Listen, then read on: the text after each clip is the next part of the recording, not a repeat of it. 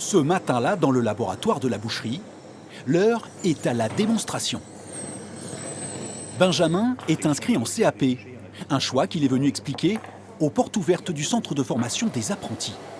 C'est ça qui m'a attiré dans ce métier, c'est de travailler de la viande, savoir utiliser plein de trucs, des couteaux, des feuilles, tout ça, quoi. Un peu plus loin, cet enseignant en carrosserie peinture défend lui les intérêts de sa filière. Les voitures, il y en a de plus en plus.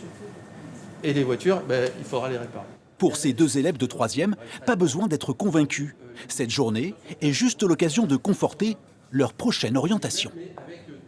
J'adore le monde des voitures, puis c'est un rêve de gosse que je souhaite accomplir. Faire ce métier, ça pourrait apporter aussi une satisfaction personnelle. Par exemple, quand on finit de faire une carrosserie, on doit être fier de soi. Comme à Saint-Benoît, 15 autres centres existent en Nouvelle-Aquitaine, avec pour ces candidats une perspective d'emploi. 80% des diplômés seraient en effet assurés de trouver un travail à l'issue de leur cursus. On ne passe pas un mois à m'appeler en me disant « Mickaël, il me faut un carrossier, Mickaël, il me faut un peintre », encore la semaine dernière. Et ça, c'est sur toute la région, parce qu'on forme les jeunes sur toute la Vienne et les Deux-Sèvres. Si l'emploi est garanti, une ombre plane toutefois désormais sur l'apprentissage, avec la baisse des aides aux entreprises annoncée par le gouvernement. Dans une dizaine d'années, 50% des artisans vont partir à la retraite.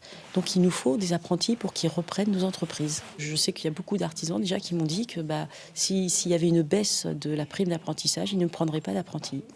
Les 14 et 15 mars, Poitiers accueillera le salon de l'apprentissage. Dans la Vienne, 1132 élèves suivent actuellement une formation.